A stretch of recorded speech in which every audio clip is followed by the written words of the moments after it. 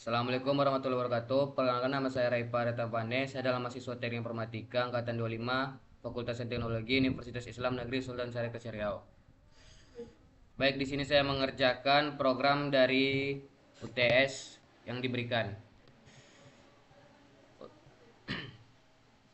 Oke, untuk soal yang pertama, pada program ini saya ingin membuat sebuah sistem sederhana untuk menentukan apakah sebuah bilangan termasuk ganjil atau genap. Karena bilangan tersebut berasal dari pengguna, maka langkah pertama yang saya lakukan adalah meminta input dari user dan menyimpannya ke dalam sebuah variabel. Pertama-tama saya membuat variabel bernama angka. Karena variabel ini akan digunakan untuk menyimpan bilangan yang dimasukkan. Untuk menerima input dari pengguna, saya menggunakan fungsi input. Lalu saya tambahkan kalimat masukkan sebuah bilangan. Agar program memberi instruksi yang jelas kepada user tentang apa yang harus diisi, supaya data yang dimasukkan bisa dihitung secara matematika, saya ubah menjadi bilangan bulat menggunakan fungsi in atau integer. Maka terbentuklah baris kode angka sama dengan input masukkan sebuah bilangan. Artinya program sekarang menunggu pengguna mengetik sebuah angka, lalu angka tersebut disimpan sebagai bilangan bulat di dalam variabel bernama angka. Setelah angka berhasil diterima, saya perlu menentukan apakah angka tersebut ganjil atau genap. Untuk itu saya menggunakan percabangan if karena program harus mengambil keputusan berdasarkan suatu kondisi. Kondisi yang saya atur adalah dengan menggunakan operator modul atau persen, yaitu operator yang berfungsi untuk mencari sisa hasil pembagian. Saya membuat kondisi dengan cara membagi angka dengan 2, karena bilangan genap adalah bilangan yang habis dibagi 2. Jika sisa pembagian adalah 0, maka berarti angka tersebut genap. Maka saya menuliskan if angka persen 2 0. Di sini tanda persen mencari sisa pembagian dan tanda sama dengan nada 2 itu berfungsi untuk membandingkan apakah hasilnya sama dengan 0. Jadi program sedang memeriksa apakah angka yang dimasukkan habis dibagi 2 atau tidak. Jika kondisi ini benar, maka saya ingin menampilkan hasil bahwa angka tersebut adalah bilangan genap. Oleh karena itu, saya menggunakan fungsi print untuk menampilkan informasi ke layar, sehingga saya menuliskan print bilangan angka adalah genap. Nah, kalimat ini dibuat agar hasil yang muncul mudah dipahami oleh pengguna dan juga menampilkan angka yang dimasukkan agar jelas angka mana yang dimaksud. Namun, jika ternyata angka tersebut tidak habis dibagi 2, maka program harus menampilkan bahwa angka tersebut ganjil. Untuk menangani kondisi ini, saya menggunakan else, yang berarti kondisi selain dari if. Di dalam else saya juga menampilkan hasil menggunakan print, sehingga saya menuliskan else print bilangan angka adalah ganjil. Nah, bagian ini akan dijalankan ketika angka memiliki sisa saat dibagi 2, yang menandakan bahwa angka tersebut adalah ganjil.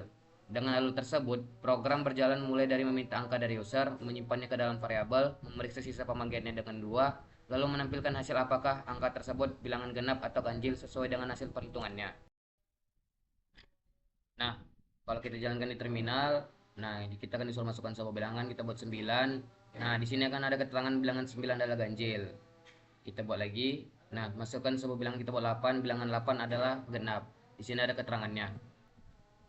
Jadi itulah program memasukkan angka dan menentukan apakah bilangan angka tersebut adalah genap dan ganjil.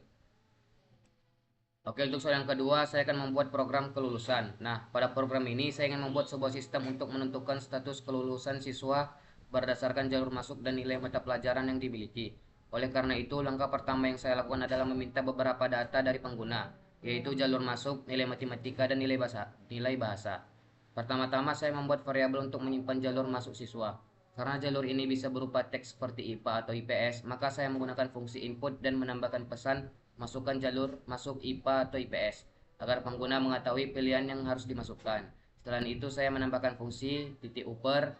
Nah, ini supaya semua huruf yang diketik user otomatis diubah menjadi huruf besar, sehingga input seperti IPA atau IPS yang berhuruf kecil tetap dianggap valid. Nah, disinilah saya akan buat barisnya jalur masuk sama dengan input masukkan jalur masuk IPA atau IPS per. Nah, artinya program menerima teks dari user, mengubahnya menjadi huruf besar dan menyimpannya ke dalam variabel bernama jalur masuk. Selanjutnya saya meminta nilai matematika dari pengguna. Karena nilai ini akan dibandingkan secara angka, maka saya harus mengubah input menjadi tipe data integer menggunakan int. Untuk itu, saya menuliskan nilai MTK sama dengan input masukkan nilai MTK. Kalimat masukkan nilai MTK digunakan sebagai petunjuk agar user tahu sedang diminta nilai MTK. Nilai yang dimasukkan kemudian disimpan sebagai bilangan bulat di dalam variabel nilai MTK. Kemudian saya melakukan hal yang sama untuk nilai bahasa dengan menuliskan nilai bahasa input masukkan nilai bahasa. Nah, variabel nilai bahasa berfungsi untuk menyimpan nilai bahasa yang dimasukkan pengguna dalam bentuk angka. Setelah semua data diterima, saya menyimpan sebuah variabel kosong bernama status dengan menuliskan status sama dengan titik 2 atau tanda kutip yang tidak ada isinya. Variabel ini digunakan untuk menampung hasil akhir berupa keterangan apakah siswa lulus, lulus bersyarat atau tidak lulus. Nilainya masih kosong karena akan ditentukan oleh proses seleksi berikutnya. Selanjutnya, program mulai melakukan pengecekan berdasarkan jalur masuk. Saya menggunakan percabangan if untuk memeriksa apakah jalur yang dimasukkan adalah IPA dengan menuliskan if jalur masuk banding IPA. Artinya, jika isi variabel jalur masuk adalah IPA, maka program masuk ke aturan kelulusan khusus jalur IPA.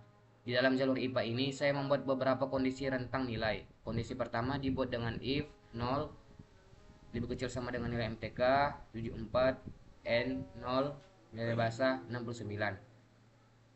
Jangan lupa dibuat titik 2 nya sini. Nah, di sini saya menentukan bahwa jika nilai matematika dan bahasa berada dalam rentang tersebut, maka siswanya dinyatakan tidak lulus. Operator N digunakan agar kedua syarat harus terpenuhi sekaligus. Maka saya isi variabel status dengan status sama dengan tidak lulus. Jika kondisi pertama tidak terpenuhi, maka program lanjut ke kondisi berikutnya menggunakan elif, yaitu elif 75 lebih kecil sama dengan nilai MTK 80 N 70 nilai bahasa 75. Nah, kondisi menunjukkan kategori lulus bersyarat sehingga status diisi dengan status lulus bersyarat.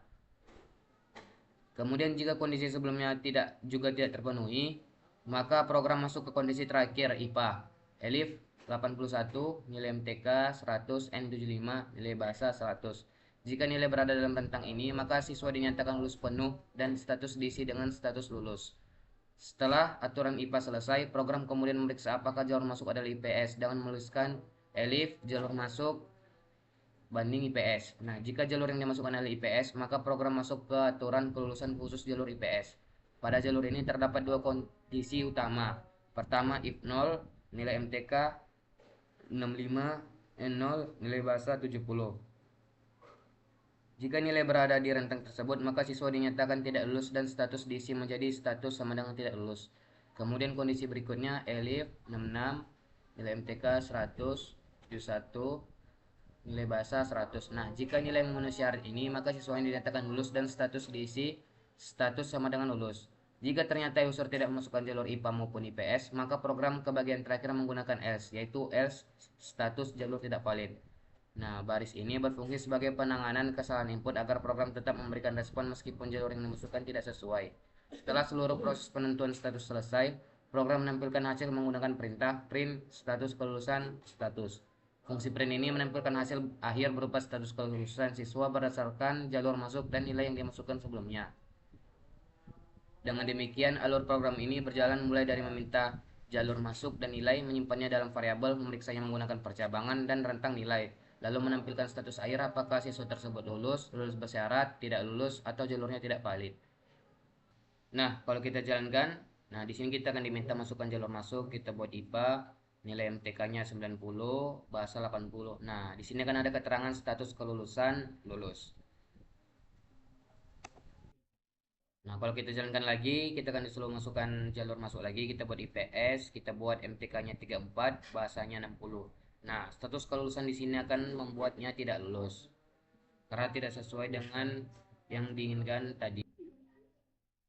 Oke, untuk soal yang ketiga, saya akan mengerjakan dari isi flowchart ini. Nah, pertama-tama kita akan menuliskan perintah nilai awal sama dengan 0. Pada baris ini kita membuat variabel bernama nilai awal. Variabel ini berfungsi sebagai titik awal perhitungan yang dimulai dari angka 0. Nilai ini nanti akan terus bertambah selama proses perulangan berlangsung. Selanjutnya kita menuliskan nilai akhir sama dengan 100. Variabel nilai akhir digunakan sebagai batas akhir perulangan. Artinya proses perhitungan akan terus berjalan selama nilai awal masih kurang dari atau sama dengan 100. Kemudian kita menuliskan total nilai sama dengan 0. Variabel total nilai berfungsi sebagai penampung hasil penjumlahan seluruh bilangan yang akan dihasilkan selama proses perulangan. Awalnya diisi dengan 0 karena belum ada nilai yang dijumlahkan. Setelah itu kita masuk ke bagian perulangan dengan perintah while nilai awal lebih kecil sama dengan nilai akhir. Perintah ini berarti selama nilai awal masih lebih kecil atau sama dengan nilai akhir yaitu 100, maka blok kode di dalam while akan terus dijalankan secara berulang. Di dalam perulangan kita menuliskan kondisi if nilai awal persen 2 banding 0. Nah, baris ini berfungsi untuk mengecek apakah nilai awal merupakan bilangan genap. Operator persen digunakan untuk mencari sisa hasil pembagian. Jika sisa pembagian dengan 2 adalah 0, maka berarti bilangan tersebut genap. Jika kondisi tersebut terpenuhi atau bilangan genap, maka dijalankan perintah bilangan sama dengan nilai awal plus 1. Artinya jika nilai awal genap, maka kita menambahkan X1 pada nilai tersebut dan menyimpannya ke dalam variabel bilangan.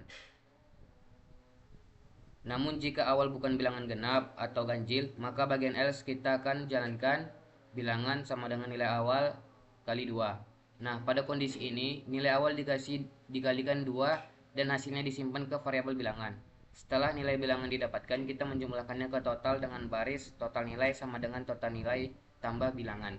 Di sini setiap hasil perhitungan akan terus ditambahkan ke dalam total nilai sehingga nilainya akan semakin besar seiring perulangan berjalan. Kemudian kita menaikkan nilai awal dengan nilai awal sama dengan nilai awal plus 1. Baris ini berfungsi untuk mengubah nilai awal agar perulangan tidak berjalan selamanya. Nilai awal akan bertambah 1 setiap kali loop dijalankan. Setelah perulangan selesai atau saat nilai awal sudah lebih dari 100, program akan menampilkan hasil akhir dengan perintah print output total nilai. Nah, perintah ini menampilkan total akumulasi seluruh nilai yang telah dihitung selama perulangan. Kita bisa mengecek total nilainya dengan menjalankan terminalnya langsung. Nah, di sini terdapat keluar outputnya, yaitu output total nilai 7601 kali sudah terjadi perulangan. Jadi seperti itulah ketiga tugas program UTS saya. Cukup sekian. Assalamualaikum warahmatullahi wabarakatuh.